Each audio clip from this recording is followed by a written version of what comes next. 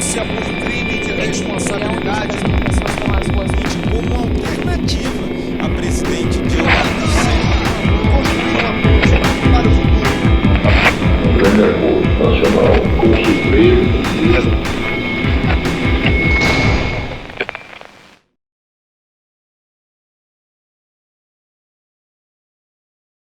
Então, eu queria agradecer a Cláudia Wasserman pelo trabalho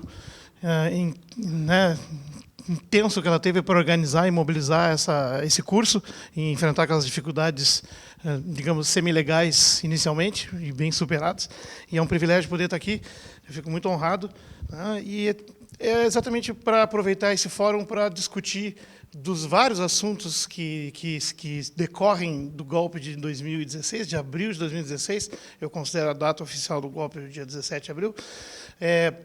A ciência é um dos pontos que talvez seja evidente que ela está sendo afetada pelos cortes que são conhecidos de todos, mas é interessante contextualizar ela não só em relação ao que foi feito nos últimos 2 anos, que é, sim, desastroso e evidente, mas também o que já havia antes, que tem uma certa continuidade depois, e que explica por que a dificuldade de resistir a essa mudança, né, e tentar evitá-la. Então, eu quero discutir exatamente dessa forma, contextualizar adequadamente. Então, o nome que eu botei para a apresentação é A Ciência Brasileira após o Golpe de Abril de 2016. Alguns estão perguntando, não está faltando algo aí? Então, eu botei, né? CIT brasileira após o golpe de abril, porque eu sou da geração que se acostumou a chamar isso de ciência e tecnologia. Nós tivemos o primeiro Ministério de Ciência e Tecnologia criado nos anos Sarney, aqui, né? E, mais recentemente, uma inovação foi feita, pelo menos no nome do Ministério, a aparição de mais uma letra, que quer dizer inovação. Depois eu vou comentar por que essa letra está no lugar errado, e é parte do problema. Mas isso é uma discussão à parte que não é feita quase nunca, e eu gostaria, inclusive, de mostrar por que é importante discuti-la. Bem, vou começar com uma frase de uma pessoa que eu gosto muito, que é um grande paleontólogo, infelizmente falecido, muito jovem, e também um ótimo divulgador científico, escrevia muito bem, que é Stephen Jay Gould. Nessa reflexão que ele faz aqui, ele nem exatamente era uma pessoa de esquerda, mas a reflexão é perfeita, né? Ciência é uma atividade social que reflete a ideologia reinante na sociedade na qual ela se desenvolve, as exigências políticas daquele tempo e também os preconceitos pessoais de quem a pratica. E é mais ou menos um resumo do que eu vou tentar comentar aqui hoje. Bom, tem isso aqui para fazer uma propaganda do nosso podcast, mas a gente discutiu vários desses assuntos em vários dos nossos atuais 336 programas guardados. Está ali o Jefferson atrás, para não me desmentir, né? Os interessados podem procurar aqui na página da URGS.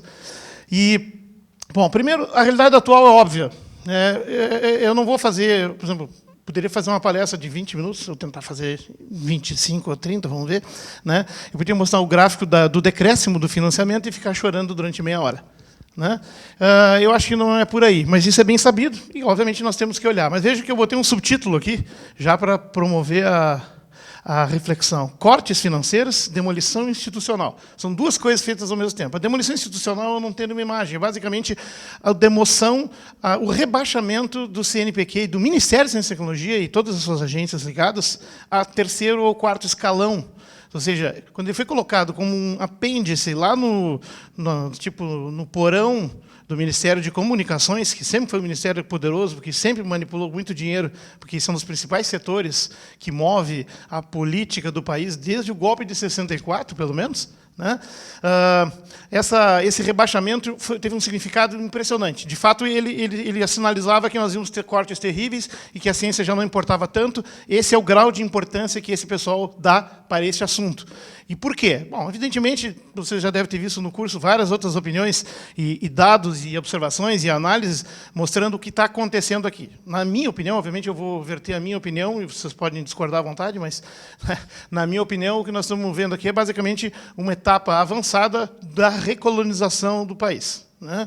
Essencialmente. Inclusive, nós temos uma emenda constitucional colonial, que eu chamo, que é a emenda 95, que foi a PEC 55, PEC 241 também, tem vários nomes, que é uma forma de colocar no cabresto, uma forca para controlar o Estado brasileiro e impedir que qualquer iniciativa progressista seja tomada.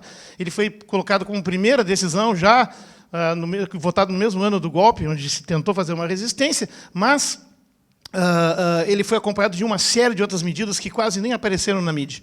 Praticamente, nos 2 anos de golpe, foi votado em torno, mais ou menos, aí, umas 100 a 150 leis e projetos e medidas e decretos e outros desse tipo, diferentes, em tópicos que estão no entorno de tudo isso. Muitos parecem assim anódinos e abstratos, mas, na verdade, existe uma engenharia social extremamente bem planejada que realmente já deformou completamente a estrutura do Estado brasileiro. Ou seja, o Estado que nós estamos agora é um Estado não só de ocupação, de exceção, mas também é um Estado judicialmente, legalmente e, em parte, estruturalmente destruído, redesenhado para servir como colônia. Né? Uma colônia diferente, obviamente, dos tempos dos portugueses, porque agora o colonizador é um pouquinho mais sofisticado. Né?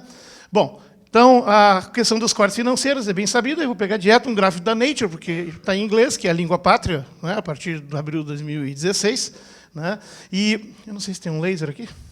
Mas vocês veem assim, aqui está mostrado só os últimos, digamos, 8 anos, que é, digamos, do período do bem bom, né?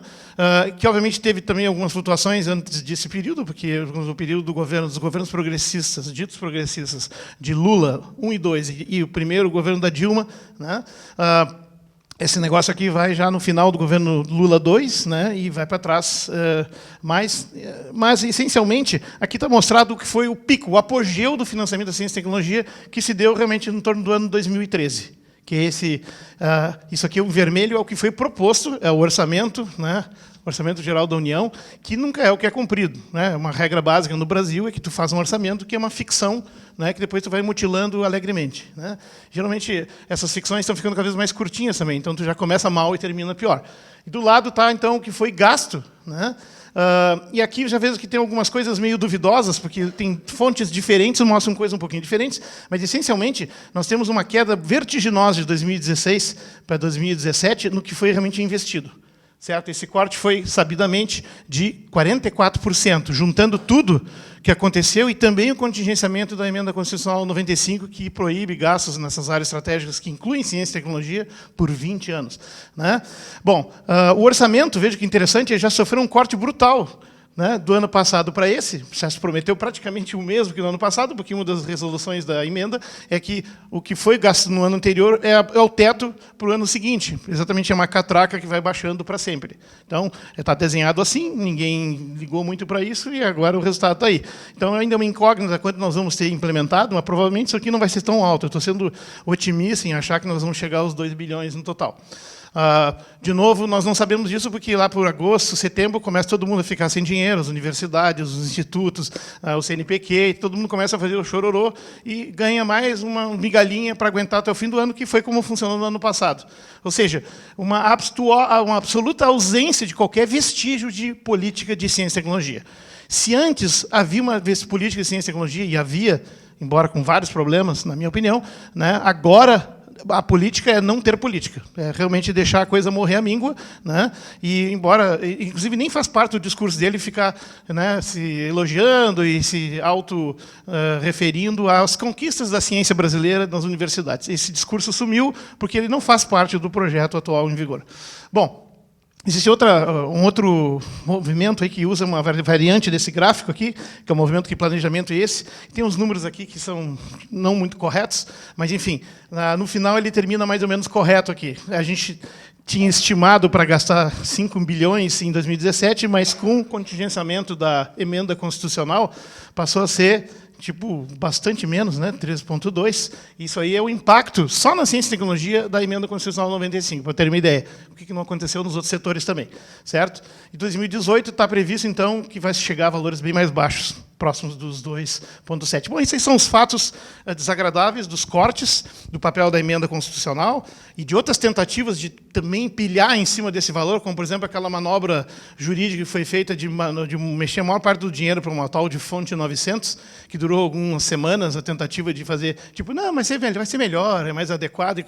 Bom, pelo menos não caímos nessa, né? Se conseguiu relativamente resistir a isso, mas existem vários outros problemas, entre eles, em algum momento, o Fundo Nacional de Desenvolvimento Científico e Tecnológico, o FNDCT, que é uma instituição antiga no país, ele é um fundo que foi criado em 1969, para terem uma ideia, ele foi transformado numa coisa meramente contábil.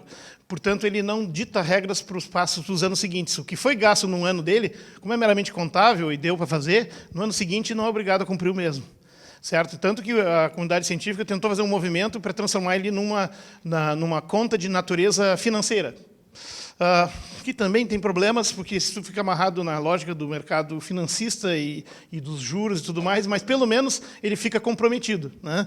Então, é tudo uma dificuldade, né, para administrar isso. Só que além das dificuldades que a gente tem do ponto de vista na ciência, a gente pode tentar interpretar isso. Bom, nós estamos numa crise financeira, o sismo de 2008 finalmente chegou, a nossa gordurinha que estava sendo, as nossas reservas superavitárias desapareceram e foram rifadas mesmo, né?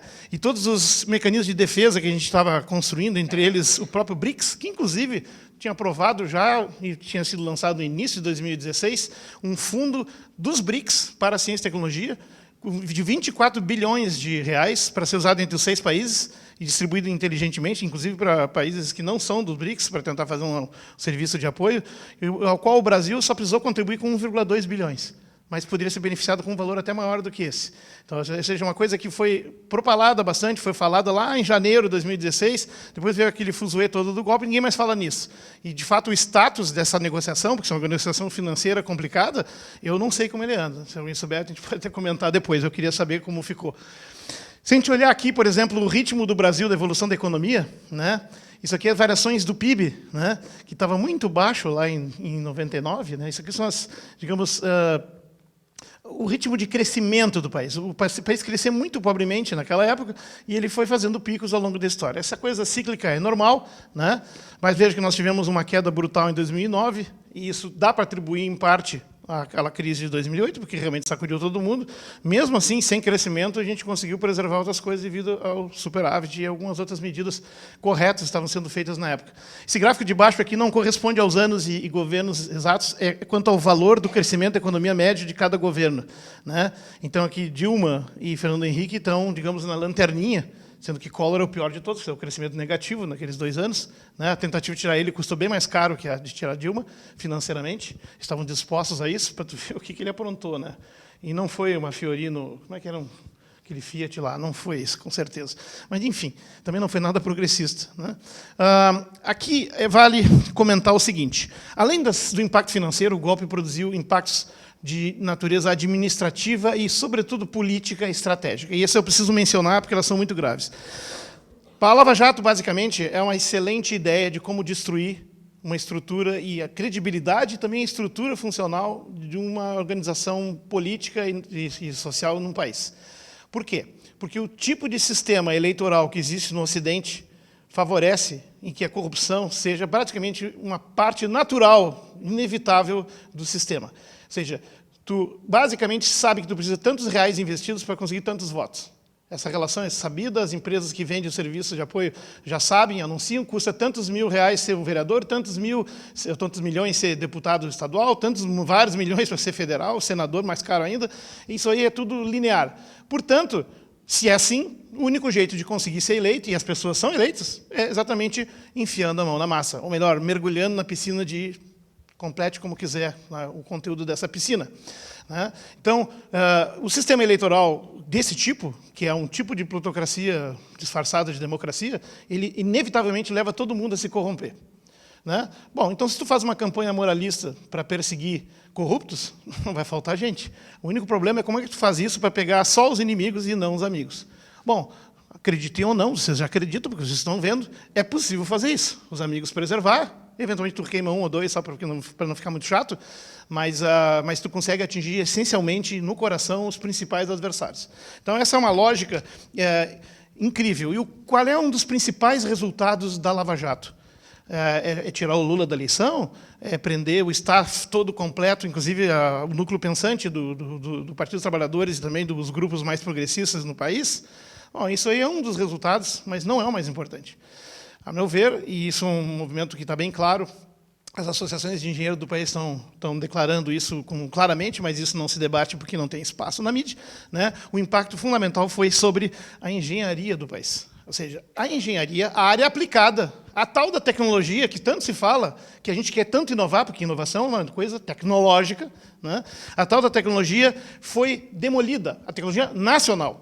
Bom, eu não sou aqui defensor da Odebrecht, nem de uma dessas megacorps brasileiras que surgiram, de fato, e mamando no Estado, como todas elas fazem em todos os países, né? E com relações complicadas com o Estado, enfim, de interdependência, de financiamento, porque precisa de dinheiro para eleger, lembram? Aquele mecanismo é caro. O sistema eleitoral é basicamente impossível de fazer esse tipo de sistema sem dinheiro, né? Mas o fato é o seguinte, a Odebrecht era uma representante importante de uma construção de engenharia nacional com penetração em todo o mundo. Pode até questionar se era ético ou não. Eu acho que não tem nenhuma mega corporação que seja internacional que seja exatamente ética, mas essa era a nossa. No sentido qual? 500 mil empregos, aproximadamente, ligados ao Odebrecht no país, diretos e indiretos. 500 mil empregos é 500 mil de pessoas. Isso aí é um desastre nacional. Isso não foi nem um pouco ventilado na mídia, né? Mas é exatamente o que está acontecendo, porque o sistema escolhido aqui é de perseguir e demolir uma ou duas dessas megacorporações nacionais que se associaram ao governo anterior, né? Mas deixando a empresa definhar com multas ou morrendo à míngua porque não tem condições financeiras de se sustentar. Vejam, esse é um tipo de procedimento de perseguição que não acontece em nenhum outro lugar do mundo capitalista. Nos Estados Unidos, tu pega uma empresa, por exemplo, a Volkswagen foi multada por fazer uma tremenda de uma fraude lá no sistema de medição dos poluentes, né? E fecharam a Volkswagen, demitiram, sei lá quantos centenas de milhares de funcionários na Alemanha e no resto do mundo? Não. Os executivos foram punidos, algumas pessoas foram presas, multas enormes foram pagas. A Shell fez um derrame terrível no Caribe, alguns anos atrás, demorou anos para vencer, mas é talvez a maior vitória ambientalista internacional até agora, que se conseguiu cobrar uma multa que não é nem milionária, é bilionária, é uma multa realmente um valor, agora não me lembro o valor, mas é da ordem de dezenas de bilhões de dólares, um negócio surpreendente, e se conseguiu aplicar isso. Ok, isso não está me dando esperanças no sistema internacional, nem no próprio capitalismo. Eu continuo, digamos, cético quanto a isso. Mas, igual, mostra que o que foi feito aqui tem uma natureza diferente, certo? Então, detonar a engenharia nacional tem várias consequências, mas, sobretudo, detonar a engenharia nos setores estratégicos. E eu vou dar só alguns exemplos. Por exemplo, em outubro do ano passado, foi apresentado no Congresso, e ninguém falou e não saiu da mídia, uma lei para a engenharia nacional que permitia a substituição, porque antes a Constituição vedava, né, para contratações do Estado para grandes projetos e tudo mais, empresas com engenheiros de outros países. Existia uma cota limitada, uma limitação bem estreita, exatamente para garantir o nosso mercado, como qualquer país que tem um grau mínimo de soberania faz, mas aqui no Brasil, então, ele se apresentou o projeto para liberar total. E isso era sabido, que, em parte, demolir o Odebrecht para criar mercado para algumas corporações que fazem as mesmas coisas, são grandes empreiteiras americanas, que estão enfrentando dificuldades por causa da crise deles, que é mais feia, então essa é a salvação para eles. Ou seja, o Brasil vem no acuda, né, às empreiteiras internacionais, destruindo a sua e tirando os empregos daqui. E os únicos que aparecem no lugar são subempregos muito pior pagos, porque, ao mesmo tempo, todos sabem, foi feita toda a mudança no sistema trabalhista e de direitos, né, com a terceirização massiva, enfim, todas essas coisas que estão bem desenhadas, né, de forma que isso aqui virou um verdadeiro paraíso, né, para investimentos internacionais. Então, essa lei aí é um pequeno detalhe, eu, honestamente, não sei o andamento dela, né, mas, assim, o satélite SGDC, tá, que é o satélite de comunicação e de defesa geoestacionário, que é um projeto ligado, em parte, envolve o Ministério da Defesa e as Forças Armadas, porque ele vai veicular, ele está destinado a veicular bandas de frequência restritas para uso estratégico do país, ou seja, para uso militar, que é fundamental em defesa. Nenhum país do mundo que tem um satélite dessa natureza conta para os outros, minha frequência é tal, pode escutar lá, vai ser legal ouvir vocês. Claro que não, mas é exatamente isso que foi feito, né? O senhor interventor desse país simplesmente deu de presente para uma empresa, né, que se chama Viasat, uma empresa americana, e o Ministério da Defesa conseguiu afirmar que dá no mesmo, que é seguro, não se preocupem. Né? Essencialmente isso para justificar, porque falhou lá um sistema de satélite de comunicação, nós precisávamos de uma banda maior, porque as pessoas estão prendendo muito celular, então tu acaba conseguindo a compra da aceitação de todos, mas o fato é que se conseguiu colocar essa banda lá, esse satélite não vai ser usado para fins estratégicos de monitoramento do meio ambiente e de outros aspectos do país, e eu duvido que ele tenha mais relevância estratégica. O programa nuclear brasileiro, o principal elemento que tinha, no momento, é a construção de um submarino nuclear, que pode parecer secundário, e aqui eu não sou nem um militarista, nem entusiasta desse tipo de coisa, mas pensando com uma visão de soberania nacional, pelo menos com cunho estratégico, que é como eu vejo, eu não sou nacionalista, mas eu acho que é necessário posturas nacionais, porque existem posturas imperialistas, e a postura nacional é a primeira linha de defesa, que não é a mesma que o nacionalismo, que pode se degringolar em coisas bem deformadas. Mas esse é um outro debate que a gente pode fazer. Inclusive, organizei um debate sobre a questão nacional na América Latina em 2002, no segundo Fórum Mundial aqui, que foi muito interessante. Teve uma discussão bem pesada. Né? Bom, o nosso submarino nuclear, quem coordenava o projeto é o almirante Othon Pinheiro da Silva, tá? Que é um grande engenheiro e pesquisador, e ele é a cabeça central pensante do programa nuclear brasileiro. E pegaram ele por alguma coisa lá na Lava Jato, ele foi uma das primeiras prisões da Lava Jato. Ele ainda está tirado da jogada. Ou seja, se isso não é estranho, eu não me chamo Jorge. Né? Terceiro, a Embraer. A Embraer foi rifada, né? Com direito a 51% dos votos, que onde eu venho, isso significa que é o controle da empresa, né? Mas não foi o que o Temer falou nas entrevistas, para a Boeing americana. Né? E se ela vai pegar e desativar para tirar a competição, ou vai usá-la para fazer alguma coisa como, enfim, um parque local de mão de obra barata, não sabemos ainda, mas isso é uma coisa escandalosa, inclusive porque a Embraer está envolvida em projetos militares, inclusive para o mercado internacional. A Petrobras, nem preciso falar, tem inúmeras formas que ela foi atacada e demolida. A mais recente, todo mundo viu. Né? Ficou evidente. A Petrobras foi forçada a parar de destilar, de produzir diesel e outras coisas, mas o diesel, sobretudo, para importar, e importa dos Estados Unidos até 70% do diesel consumido. O diesel, que foi o vilão dessa história toda aqui. Foi o cara que estava tão caro, que disparou esse movimento todo, né? Que eu não vou entrar em detalhes, mas o fato é que, como assim? A gente tem capacidade de autossustentação, é isso que foi feito, por isso foi investido 50 anos naquela grande empresa estatal, né? E agora, né, basicamente, a gente para voluntariamente de produzir algo para o país para comprar mais caro, feito pelo outro, e vender no lugar a coisa crua, o óleo cru. Então, evidentemente, esse aqui é o exemplo mais dramático que eu conheço de comodificação econômica, ou seja, a lógica de que nós temos que ser uma nação que vende, que faz extrativismo, essencialmente, e vende coisas brutas não processadas, commodities, essencialmente, ela tomou conta. Essa noção de comodificação não começou com o golpe. Ela esteve presente sempre, antes, durante a ditadura, depois da ditadura, e ela não foi devidamente diagnosticada, detectada, e ela foi, na verdade, preservada por todos os governos progressistas. A comodificação e vários outros conceitos que são realmente neoliberais, mas não são tão bandeira como, por exemplo, cortar direitos ou tirar a previdência social, mexer na saúde e na educação, que é onde, pelo menos, se fez algumas coisas boas. Mas a Petrobras está aí, está nessa situação. Outra, o INPE, o Instituto Nacional de Pesquisas Espaciais, é um órgão único, o mais importante do hemisfério sul. Tá? Tem um único laboratório de testes para satélites e foguetes, que é um equipamento impressionante. Gostaria que vocês pudessem conhecer para ver como ele é importante. Tanto que a NASA utiliza como local de teste, porque ela não consegue dar conta de todos os projetos que tem lá com o equipamento deles. Salas para testar, por exemplo, pressões de vibração que poderiam destruir um foguete de até 100 mil, enfim, decibéis, um negócio meio doente, impressionante, e testes de vibração mecânica, enfim, uma série de coisas que faz lá. E com isso a gente conseguiu fazer uma série de projetos, inclusive em colaboração com os chineses e com os russos, mas sobretudo com os chineses, na série de satélites CBERS, né, que estão em órbita. Um só falhou, mas tu tem os satélites de comunicação feitos por nós, com tecnologia nossa, com a ajuda dos chineses e, obviamente, com a ajuda do transporte dos russos, porque a gente não conseguiu até agora fazer os nossos foguetes funcionar, porque a Alcântara tem uns probleminhas. Aliás, a Alcântara também está nessa lista, né, sendo rifada agora, porque ela é um interesse estratégico enorme dos Estados Unidos. A Alcântara é um dos melhores lugares do mundo para lançar foguetes, porque ele é o ponto com estrutura mais próximo do Equador que tem, a não ser nas Guianas. Né?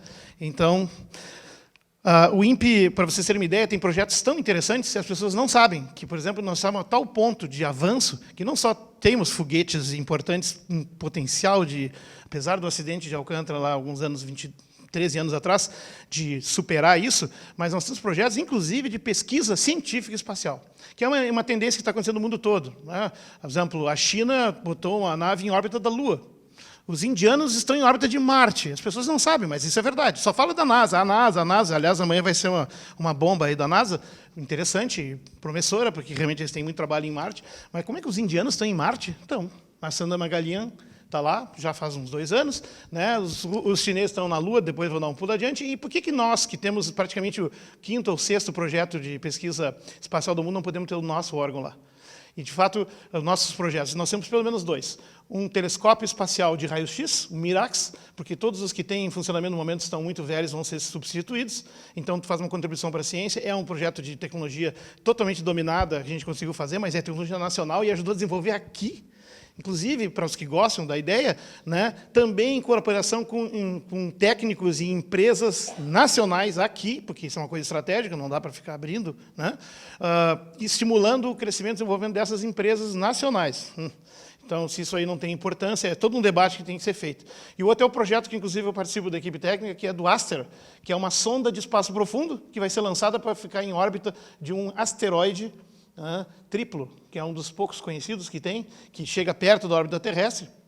É um asteroide importante porque ele tem material de carbono e tudo mais, e pode ter relevância para a discussão de vários temas, né? Ele não tem risco de cair na Terra, mas ele é monitorado exatamente por causa disso. Mas se nós conseguirmos botar uma sonda lá em órbita, vai ser uma façanha e tanto. Nós temos como fazer. Mas os recursos para isso só desapareceram nos últimos anos. A chance disso acontecer, ele já devia ter sido lançado há 2 anos, para terem uma ideia, né? Por fim, tem o ProAntar, no projeto Antártico Brasileiro, que tem um equipamento lá no continente... no continente gelado, né, que é para monitorar a climatologia e é essencialmente experimentos climáticos importantes. Esse equipamento foi colocado lá com muito custo, e ia se colocar um segundo, o Criosfera 2, esse é o Criosfera 1, né, mas com os cortes que aconteceram já no início do ano. Por exemplo, todo o projeto Antártico está comprometido porque o combustível diesel naval, que é fornecido pela Petrobras, foi cortado. Então, todos os navios de pesquisa não têm como andar. E segundo, o link de satélite da Oi para se comunicar com o Criosfera foi cortado porque eles disseram que não vão pagar mais. Isso sim que é um aborto científico assim, explícito, sexo explícito, né? Uma coisa impressionante. E de um gasto tão grande e tão estratégico que é, porque também tem questões estratégicas, né, da pesquisa na Antártica. E tem também o INPA, a pesquisa amazônica, que tem um projeto sensacional, que é uma das maiores torres do mundo, que foi construída lá para monitoramento climático. É uma torre de 325 metros de altura, com equipamentos de monitoramento climático, das chuvas e tudo mais, que é um projeto interessantíssimo também, sobre risco. Mas, ou seja, a gente tem capacidade para tudo isso. Isso são coisas técnicas. Tem também as coisas científicas, né? Eu não vou aqui destilar o que vocês estão cansados de ouvir, quantos papers nós produzimos, como o nosso impacto está aumentando, quais áreas estão crescendo mais. A minha área é uma das que mais cresce, né, que é as ciências biológicas e neurociências bombando lá em cima, né, que é a minha área de pesquisa. Mas, para dar só um exemplo, né, nós temos pesquisa relevante e eficiente, por exemplo, numa chamada doença tropical negligenciada, que é causada pelo Zika vírus. Quando apareceu aquele risco, né, de uma epidemia de microcefalia causada pelo vírus, se descobriu que não se sabia como diabos podia acontecer, mas se via claramente que tinha sido o vírus o causador. Pois foi no Brasil, um passo de 3 ou 4 meses, que uma série de experimentos de alta tecnologia em biologia molecular e celular, feito por colegas da Universidade do Rio de Janeiro, a Federal do Rio de Janeiro, eles conseguiram decifrar e interpretar o mecanismo de entrada do vírus na célula, que ninguém sabia como funcionava. Isso é fundamental para os passos seguintes de desenvolver uma vacina e uma defesa, que ainda está longe, mas está no caminho. E segundo, agora, 1 mês ou pouco atrás, tem programas do nosso podcast sobre cada um desses assuntos, né? Um colega físico, matemático, também trabalhando com um exemplo no estado do Acre, desenvolveu um modelo de epidemiologia do espalhamento da Zika vírus, né? Que deu também uma repercussão internacional, porque ele é muito interessante e completo. Então, vocês estão vendo com essa lista de coisas, né, qual é o impacto e o estrago. Tudo isso está comprometido, está abandonado, nós não vamos fazer mais isso. Quem estava pensando que ia trabalhar nisso, estudantes jovens que sonhavam em eventualmente estar trabalhando, por exemplo, no INPE, que é a NASA brasileira, ou na Amazônia, ou no Programa Antártico, ou mesmo no Programa Nuclear, por que não? Né?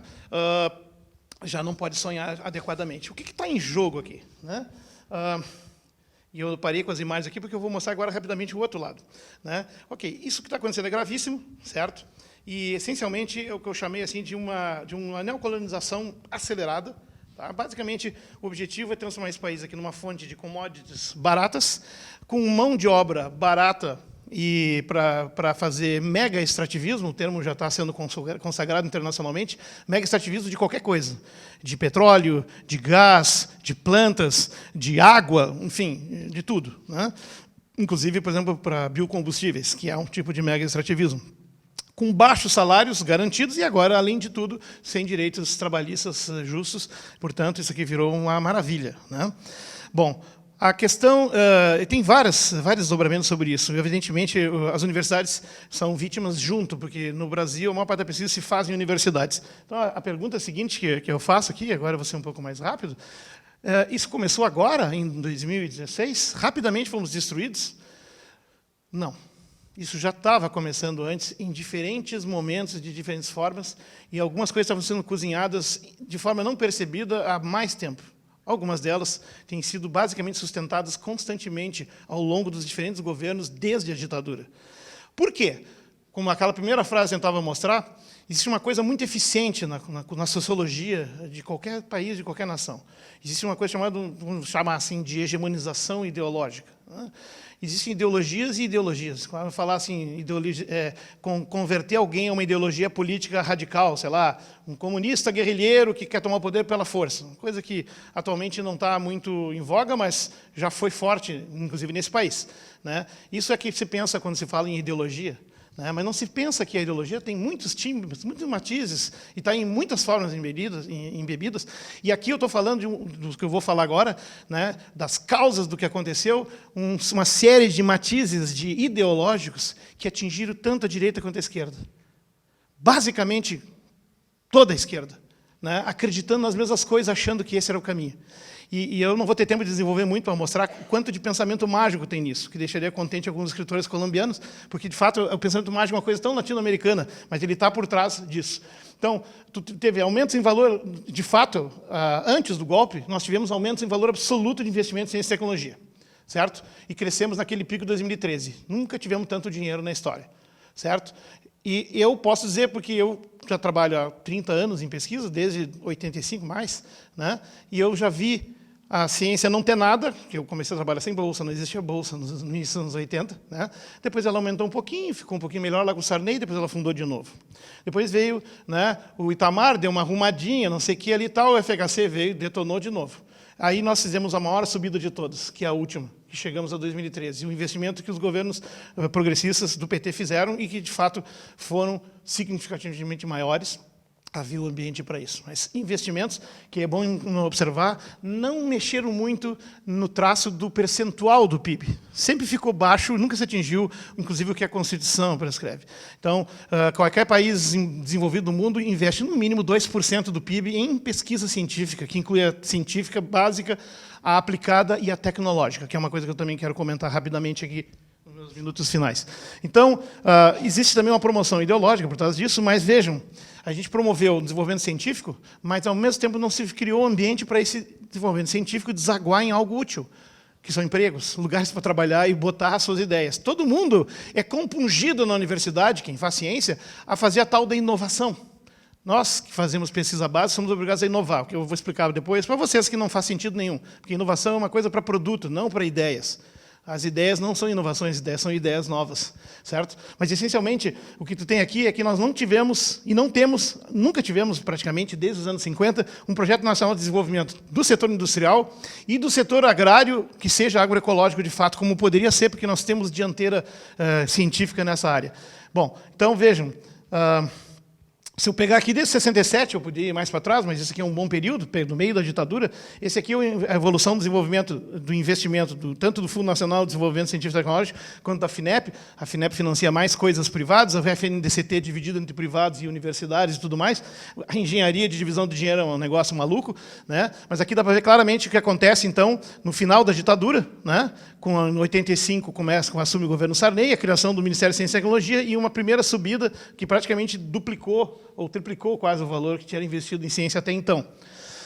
Depois, no governo Collor, essencialmente a coisa afundou. Depois, no início do Itamar, aí teve uma subida interessante, que o Fernando Henrique se encarregou de não levar muito adiante e depois afundar de novo. E, a partir de 2003, nós temos essa subida real aqui. Vejam que no final, aqui em 2014, que é quando começa a degringolar, inclusive a economia e a política do próprio governo, segundo governo da presidente Dilma, né, a parte do FNDCT, que é a que atinge as universidades e que financia a pesquisa básica, que é o que é estratégico, ela caiu muito. Ao mesmo tempo que foi mantido e até aumentado o do financiamento para as empresas. E aqui tem um elemento que é pouco analisado também. Quanto desse financiamento à tal suposta tecnologia não é subvenção do Estado disfarçada de financiamento da ciência? Muito.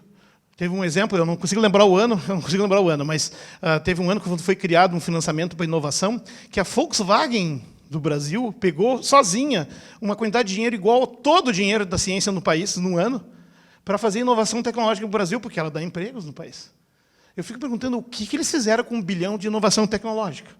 Um cinzeiro diferente no Fusca? Eu ainda não sei. É um mistério. Mas, enfim, a subvenção disfarçada de ciência é um elemento essencial. E isso só se filtra com avaliação. Aqui, só para mostrar, né, são as 3 descidas ao inferno que eu, pelo menos, já vivenciei. Né? Então, eu digo para a gurizada, calma, não se assustem, eu já passei por isso antes. Mais baixo que fica, não fica. Mas, na verdade, pode sim. Pode ficar muito mais baixo. Mas eu não quero assustar totalmente eles. Vai subir de novo. Aqui eu não mostrei o de agora. Né? Mas, essencialmente, aqui estão os vários governos, né? Para vocês mais ou menos localizar a posição deles. Né? E o golpe se dá aqui em abril de 2016, né? Apanhando no pico esse investimento já equivocado no setor mais privado do que no setor básico, que mexe numa coisa estratégica, porque uma das coisas que eu vou resumir rapidamente, porque eu vou ser expulso a tapa daqui a pouco, né, pelo tempo, que é o fato de que uma coisa é ciência, outra coisa é tecnologia. Elas estão juntinhas com a letra E, aquela ampulheta ali no meio, porque elas conversam muito, uma alimenta a outra. A ciência dá ideias para serem aplicadas, e a tecnologia se desenvolve, e a tecnologia devolve na forma de instrumentos, equipamentos e processos para fazer uma ciência melhor. É uma via de 2 mãos, de fato. Elas trabalham junto e estão na fronteira do conhecimento, sim. Só que a ciência está na fronteira do conhecimento acerca do mundo. E a tecnologia está na fronteira do desenvolvimento de aplicações para a humanidade, ou para a sociedade, ou para os interesses que pagam a conta. Certo? Então, veja, é bem diferente descobrir como funciona o átomo, como se poderia tratar, qual é a base daquele câncer, né? E descobrir, por exemplo, se 3 produtos naturais, qual é o que melhor trabalha, funciona, se eu posso sintetizar ele artificialmente, se eu posso fazer um remedinho, e quanto vai custar fazer esse remedinho baseado nele. São perguntas diferentes, todas elas importantes, mas diferentes. O financiamento é diferente.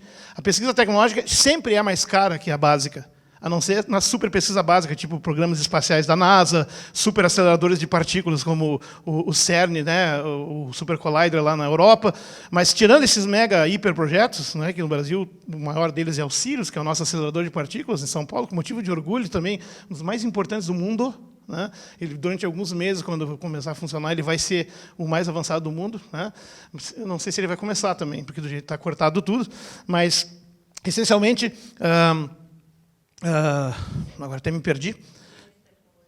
Ciência e tecnologia é um binômio que tem que ser lido com, não separando essas componentes, mas distinguindo-as muito bem. O financiamento para a ciência é uma coisa, o financiamento para a tecnologia é outra. Eles cobram prazos diferentes, dão recursos diferentes e a cobrança é diferente. Eu não posso fazer um projeto científico dizendo, eu em 12 meses vou descobrir a cura daquele câncer. Se alguém fizesse num projeto, vai levar a risada geral dos colegas e não vai ganhar um pila. Né? Agora, eu posso testar 2 substâncias e dizer qual delas é melhor para um determinado uso aplicado, e eu posso fazer um cronograma para fazer isso em 12 meses. Sim. Vai sair bem mais caro, porque eu tenho que testar em animais e fazer um monte de coisa e tal, mas eu posso responder a pergunta. Então, esse tipo de diferença de financiamento nunca é percebido, nem pelos legisladores, nem pelos cientistas, muitas vezes. E esse clima da cultura da inovação misturou, embolou o campo e não consegue distinguir essas 2 coisas. Então, as pessoas acham que todos devem inovar, tanto os de ciência básicos e os de ciência de tecnologia. Na verdade, a ciência básica até se divide em 2 coisas, mas que a ciência básica é aplicada. Mas, só para mostrar, assim, nós tivemos, sim, crescimento real, né, entre 2000 e 2012, está aqui, inclusive, para aplicar em várias coisas estratégicas. Né? Isso é mostrar o lado otimista. Porém, por exemplo, de 2001 a 2014, o orçamento do MCTI variou muito pouco. percentual total do recurso nacional, veja, ele estava meio estacionado. Então, houve aumento em valor absoluto, mas não em valor percentual. E se tu tem uma visão estratégica do país e uma área importante, tu vai dar sempre a mesma fatia daquele dinheiro para aquela área. Se tu tem mais dinheiro, tu dá uma fatia proporcionalmente maior para desenvolver mais, porque tu conserva a estratégica. É elementar dizer isso, mas isso não é a visão de quem tem estado nos governos recentemente, inclusive na esquerda. Né? Então, esse congelamento aí é fato. Né? Para ter uma ideia, comparando com outros países, eu falei que 2% é o mínimo nos outros países, alguns são 3, 3,5%. No Brasil, a gente chegou ao máximo de 1,24% do PIB em investimento em ciência e tecnologia. Isso foi em 2013 e 2014. Atualmente, nós já regredimos para 1 em abril de 2017 e já devemos estar abaixo de 1 de novo. Né? Então, só para vocês verem aqui, os países, o Brasil. O Brasil é esse cara aqui, ó, que está aqui na lanterninha. Né? A China deu uma progredidinha e tal, mas vejam o tamanho da China, isso é proporcional ao PIB. Né? E aqui os outros países, como estão lá em cima, né, flutuando em cima da gente. Então, se a gente quiser usar esse critério, que eu acho que não é o único, nem o mais importante, a gente não precisa copiar tudo dos estrangeiros, mas, sim, a gente usa muito dizer, se eles fazem, por que nós não podemos fazer? Perfeito, serve fazer, o problema é que não se faça. Né? Então, essa é a pergunta que eu quero mais ou menos tentar terminar para mostrar os problemas aqui. Né? O que é ciência e o que não é? Tá? Isso é essencial na pergunta. Eu tenho me dedicado aí toda a vida, tanto na militância em ciência e tecnologia, eu fui do GT de ciência e tecnologia, do Andes, acompanhei isso nos anos 90, acompanhei toda a questão da lei de patentes, né? A gente trabalhou diretamente no Congresso com isso aí. Também trabalhamos na defesa da FAPERGS aqui no início dos anos 2000, fizemos um evento grande aqui, não adiantou nada, porque nunca cumpre um percentual constitucional, mas a gente está tentando. Né? Mas, essencialmente, assim, algumas distinções são importantes.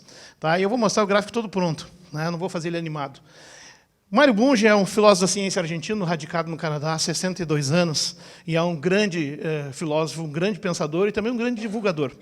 E ele deixa bem claro isso, que existem, na verdade, esses 4 compartimentos na atividade dita científico-tecnológica. Existe a ciência básica, que são aqueles cientistas, como é o meu caso, que fazem perguntas muito básicas de como funciona tal coisa. Por que isso é assim? Por que não é assado? É aquilo que se chama ciência pura e que muitos consideram um trabalho inútil, porque eu estou pagando para não ter nenhum remedinho, nenhum mecanismo, nenhum processo no final do processo. Dito dessa forma, parece que eu estou fazendo uma contravenção com o dinheiro público. E aí eu vou insistir aqui. Eu sou um pesquisador de ciência básica e eu tenho orgulho de fazer o meu trabalho bem feito e eu tenho orgulho de fazer um trabalho que é, sim, imediatamente inútil. Porque é assim que tem que ser a pesquisa básica. Porque só assim tu está livre para fazer as perguntas e descobrir os conhecimentos que, eventualmente, tu vai tropeçar neles para, então, alimentar as etapas seguintes, que são a ciência aplicada, que já é um pouco diferente da básica. Ela já trabalha quase, já perguntando para que serve, mas ainda não pensando na tecnologia, só tentando entender a aplicação. Certo? Esse também é um pouco diferente, o financiamento é diferente, os prazos são diferentes.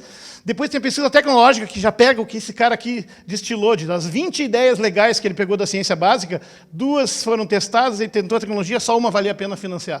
E aí surge um produto, surge uma técnica, surge um remédio, alguma coisa. Né? Por fim, tem a produção, que é a aplicação da tecnologia. E aqui vem os aparelhos que vão ser usados por esse, os bens, insumos, enfim. Esses compartimentos são todos interligados, eles não estão separados, mas eles são distintos, como eu falei, para o financiamento e tudo mais. O erro é não ter a visão sistêmica e achar que financiar a ciência é só financiar isso. Porque a lógica da cultura da inovação só fala em inovação, inovação, inovação, que é uma coisa importante, não estou dizendo que não é, ela é importante para a tecnologia, porque inovação é um conceito para a tecnologia. Se tu forçar a inovação nessa área aqui, tu não vai conseguir nada.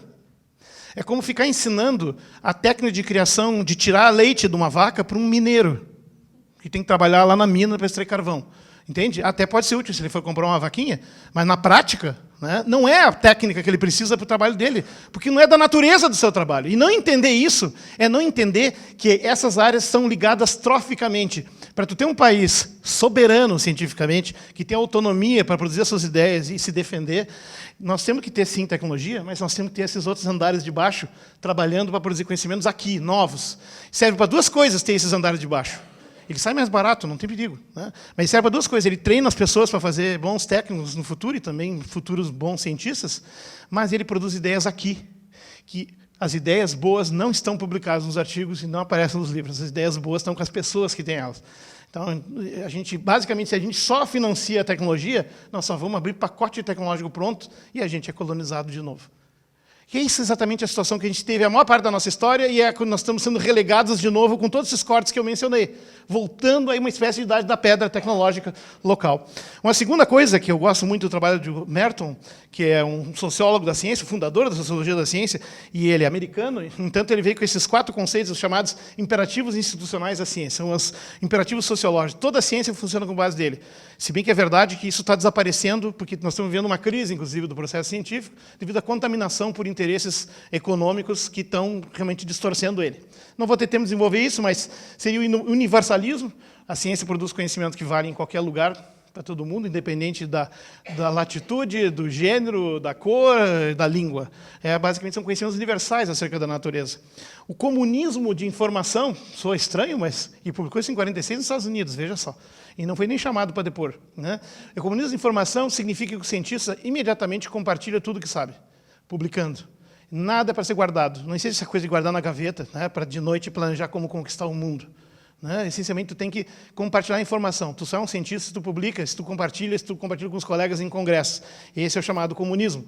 O desinteresse é, eu tenho que fazer isso independente se eu vou ter um financiamento aumentado ou se ficar famoso. Mas, claro, se eu ficar famoso, não me importa, claro, que é bom, né? Todo mundo quer. Mas, mas se eu pensar nisso antes, vai dar tudo errado. Se tu faz algo pensando, vou ser famoso fazendo isso, tu está no caminho errado. E isso quase sempre é demonstrável. E, por fim, a ciência é um sistema social de ceticismo organizado. Ele é organizado de tal forma que as pessoas, quando produzem conhecimento científico, para publicar esse artigo e fazer o comunismo da informação, eles vão ter que passar por um crivo que nenhuma outra área do desenvolvimento das sociedades humanas faz, que é ser avaliado por pares. Pares, cientistas que sabem tanto ou mais do que tu daquele assunto, vão ler o teu artigo, vão ver se tu pensou direito, se tu não cometeu erros, se tu desenhou bem o teu experimento, se tu controlou o teu experimento, se os resultados são bem apresentados e justificados, e aí vão dizer se o teu artigo sai ou não. Vocês não têm ideia o que é submeter um artigo para um revisor. Alguns têm, né? Outros não. Tá? Se todas as profissões fizessem algo parecido, nós não teríamos corrupção.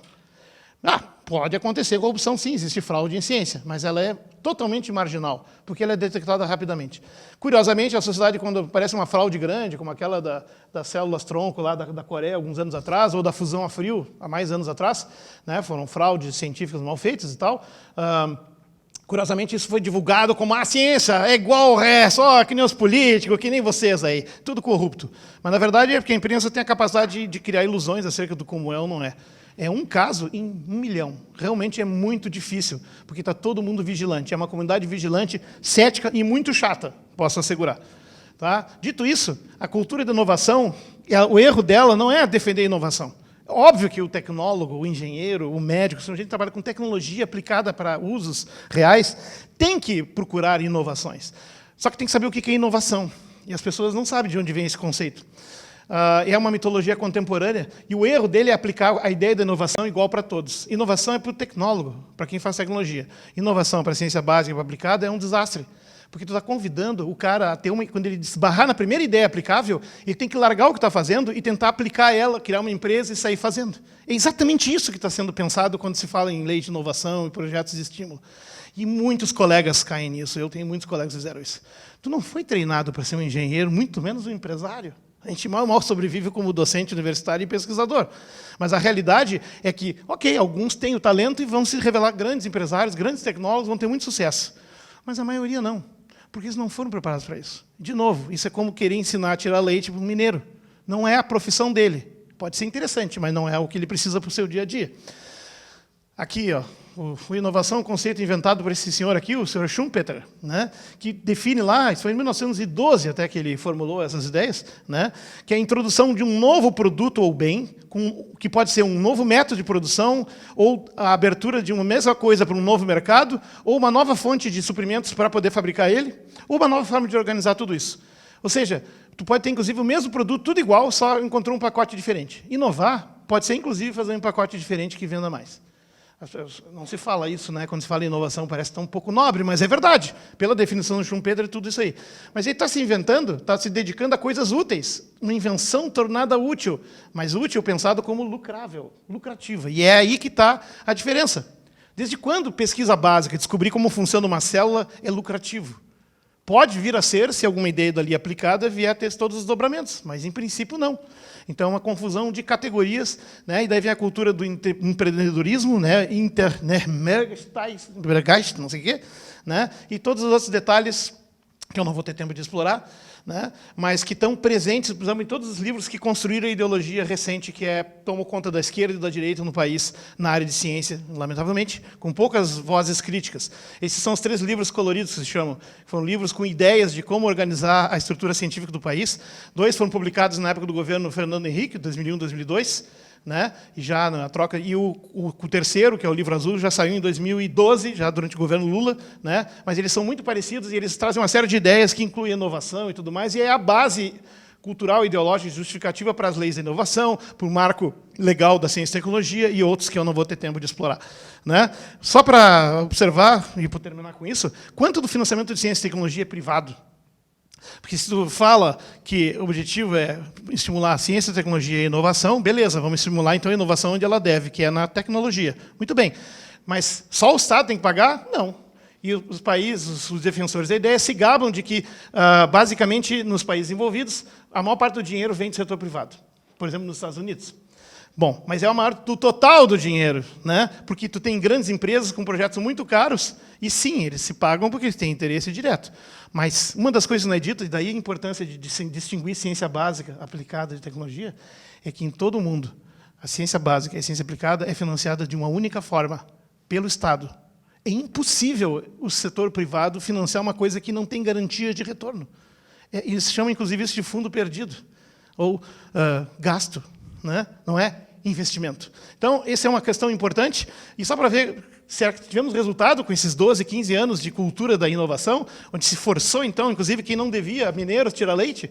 Bom, só para ter uma ideia aqui, como é que é nos vários países, evidentemente, os tigres asiáticos são os que têm mais investimento privado, porque eles têm uma história diferente. Os Estados Unidos é mais ou menos, é cerca de 70%, 2/3, né? O Brasil está aqui, ó, em torno de 60% quanto a 41%, esse número já mudou. Certo? De fato, teve um momento lá perto de 2013 que chegou, no total, 2012 a 2013, chegou até 50% ali, o setor privado arranhou ultrapassar a metade da cota e já caiu para baixo porque não sentiu firmeza para continuar investindo. Então, vejam, vários países, inclusive que têm ciência relevante, como a Rússia, a Índia e o México, quase o BRICS inteiro está aqui, né, tem um perfil diferente, mas isso tem a ver com história e com outros fatores. Para a última figura, talvez a mais interessante, né, dispêndios públicos e empresariais, por exemplo, a soma dos dois dá essa aqui. Esse é o crescimento do financiamento da ciência entre 2000 e 2013, onde foi o pico, né? Veja que o financiamento público sempre teve acima, com pequena diferença aqui, nesse 2005, foi o ano da glória, né? Mas, basicamente, nos últimos anos, ele estacionou o privado e só o básico foi financiado. A questão é, isso é de dispêndio público aqui, mas colocado no setor privado. Não no público, levando, então, à perda e enfraquecimento de algumas áreas estratégicas. Que agora, com os cortes e a cultura da escassez forçada que vem com o golpe, que é só para continuar uma coisa que já tinha começado à força, a Dilma foi forçada a fazer isso, ou pelo menos entendeu o que devia fazer, não vou entrar no debate se ela entendeu ou não entendeu, mas ela começou a fazer esses cortes, essa cultura de austeridade já antes, para tentar preservar o seu segundo mandato, né, e que o golpe assumiu e completou de forma magistral. Então, a segunda mitologia contemporânea são as patentes, eu não vou poder desenvolver ela. Eu vou parar por aqui, né? E vou pular para o último slide, se esse troço andar. Né? Andou. Foi até o último slide. É uma frase que eu gosto muito do José Martí, né?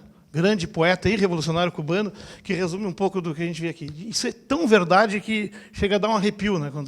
Mas em política é exatamente o que tu não vê que importa. E veja, eu estou tentando fazer não uma denúncia, mas uma colocação carinhosa para que a comunidade e os colegas reflitam o quanto não há de ideologia, de contaminação, como estavam pensando, quanto acabaram convencidos por um caminho e não avaliam isso. E eu dou a última observação só. Não só o financiamento de privado deu uma subidinha, mas baixou e é inferior agora, como ele nunca cresceu muito, certo? E ele tem diminuído nos últimos 4, 5 anos. E aí tem uma coisa muito interessante. Nós, como cientistas, somos cobrados pela eficiência. Nós temos que fazer um projeto, publicar um artigo e depois prestar, né, fazer um relatório e mostrar que a gente fez valer aquilo. Cada centavo tem que ser justificado.